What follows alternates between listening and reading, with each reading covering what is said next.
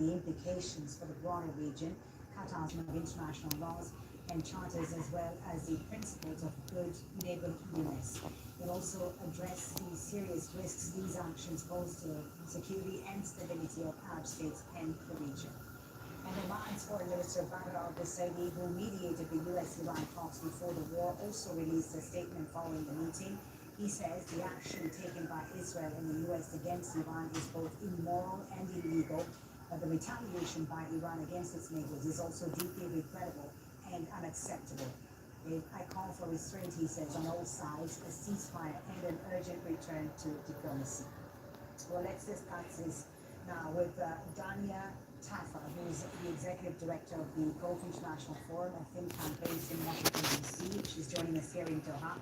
And also joining us from Tehran, the Iranian capital, Hassan Ahmadian, associate professor at the University of Tehran. Thank you both for being with us on Al Jazeera once again. Dania, let me start with you this time.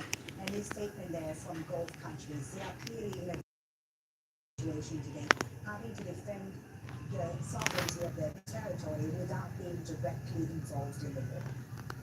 Yeah, they are in a difficult situation. One, their most important ally has brought them into the face of this war. The United States. Yes, the United States, of course. And two, they're taking a defensive posture. They have not taken an offensive posture.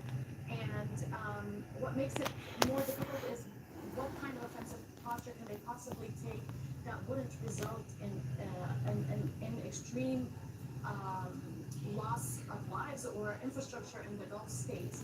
And another thing that is quite interesting is that Iran has attacked the Gulf states at different degrees, right? So it's purposely trying to keep it where they do not unite together against Iran because their threat perceptions are different across the Gulf states.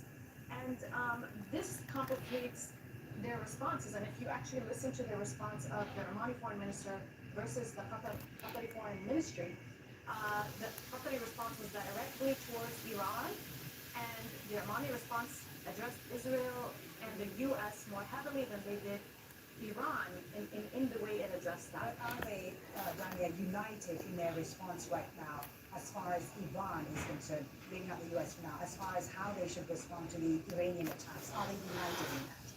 I haven't seen a full indication that the Gulf states are united. I think where they're united about nobody has crossed over to attack Iran, even considering Israeli newspapers information about UAE attacking Iran. So the fact of the matter is they are agreeing about a defensive posture, but I still think the threat perceptions of the different Gulf states is different, and that could accelerate their responses. All right, Hassan Ahmadian, why is Iran continuing to attack Gulf countries in this region, despite what President Pezeshkian said 24 hours ago that the attacks would continue? In Iran, and so they have had this posture before the in Iran, and so they have had this posture before the war, and now they are continuing with it.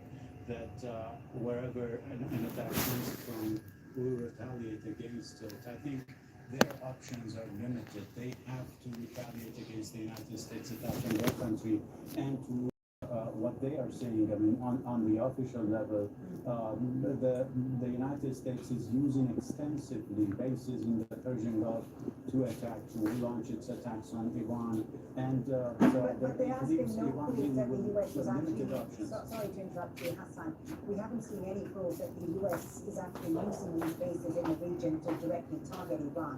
What we're hearing, though, is conflicting messages from, we don't know, we're hearing conflicting messages Iranian leadership. Is there unity today in Iran between the political leadership and the military leadership, between those who make the decisions and those who execute the decisions? I don't see that. I mean, reflecting on debates within Iran, it seems as though all on the same page.